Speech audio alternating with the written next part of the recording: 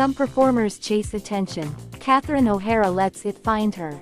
For more than 4 decades, she has mastered a rare balance.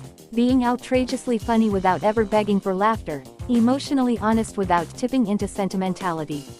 She doesn't dominate scenes, she inhabits them. And somehow, long after the punchline lands, what you remember most is the heart underneath the humor. Her story isn't flashy. It's thoughtful, deliberate, and quietly extraordinary. Early life, where observation became instinct. Catherine Ann O'Hara was born on March 4, 1954, in Toronto, Ontario, into a bustling Irish-Canadian household filled with voices, opinions, and everyday absurdities. She was the second youngest of 6 children, a position that naturally trains you to watch before you speak, a skill she would later turn into comedic gold. Her father, Patrick O'Hara, worked as a sales executive, while her mother, Marguerite O'Hara, managed the home. Neither parent worked in entertainment, but both provided something just as valuable: stability, encouragement, and room to be curious. Growing up, Catherine wasn't the loudest child in the room. She was the one taking notes mentally, studying how people spoke when they were nervous, how confidence could be exaggerated, how vulnerability often hid behind bravado. These quiet observations became the foundation of her future characters. Education. The road that bent, not broke. She attended Burnhamthorpe Collegiate Institute in Etobicoke, where her interest in performance began to take shape. Acting wasn't yet a grand ambition, it was an outlet, a way to explore different versions of herself. After high school, Catherine enrolled in Ryerson Polytechnical Institute, now Toronto Metropolitan University, studying drama. But formal education soon took a back seat to something more electric. When the Second City Toronto, the legendary improvisational comedy troupe, offered her a spot, she made a choice that would define her life. She left Ryerson before completing her degree, stepping into a world where risk, collaboration, and creativity ruled. It wasn't a safe choice. It was the right one. Second City and SCTV, forged in comedy's crucible. At Second City, Catherine found her tribe. She performed alongside future icons like John Candy, Eugene Levy, Rick Moranis, Andrea Martin, and Gilda Radner. The environment was demanding, fast-paced, competitive, and built on trust. Improvisation wasn't about being funny alone, it was about making others better.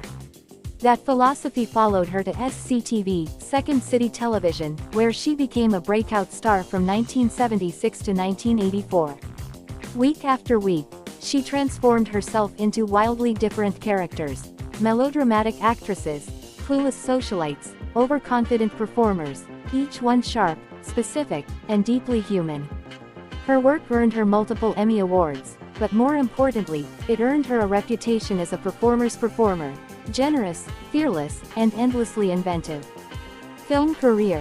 From cult favorites to classic roles, Hollywood noticed, but Catherine never chased traditional stardom. Instead, she chose roles that intrigued her. In Beetlejuice 1988, she played Delia Dietz, a pretentious, self-absorbed artist who could have been flat, but under O'Hara's touch, she became hilariously recognizable. In Home Alone 1990, she grounded the chaos as Kate McAllister, a frantic mother whose panic felt achingly real. She seamlessly moved between comedy, family films, and voice acting, lending warmth and wit to projects like The Nightmare Before Christmas, where she voiced Sally, a character defined by quiet strength and longing. Later, her collaborations with Christopher Guest, Best in Show, A Mighty Wind, For Your Consideration, showcased her improvisational mastery. These performances weren't scripted brilliance. They were born in the moment, shaped by instinct and trust. Schitt's Creek. Reinvention, perfected. Then came Moira Rose. When Schitt's Creek premiered in 2015, few could have predicted how deeply Catherine O'Hara's performance would resonate. Moira was extravagant, theatrical, occasionally absurd, yet beneath the wigs and vocabulary was a woman learning how to love without status. Catherine built Moira from the inside out.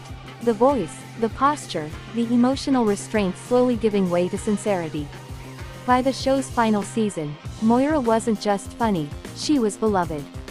In 2020, Catherine won the Primetime Emmy Award for Outstanding Lead Actress in a Comedy Series, a career-crowning moment that felt less like a comeback and more like a well-earned standing ovation. Personal life.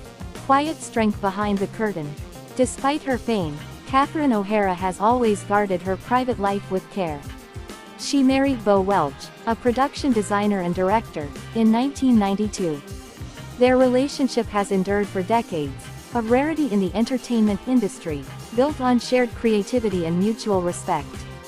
Together, they raised two sons, Matthew and Luke Welch, prioritizing family life and stability. Catherine has often spoken about choosing projects that allowed her to stay present as a mother, valuing longevity over constant visibility. Legacy. Why Catherine O'Hara endures. Catherine O'Hara's greatness lies in her restraint. She doesn't oversell a joke. She doesn't rush emotion. She trusts the audience, and herself. Her career proves that success doesn't have to be loud, youth-obsessed, or frantic. It can be thoughtful. It can be patient. It can bloom again and again, at exactly the right moment. She is, quite simply, a master of timing, in comedy, in drama, and in life.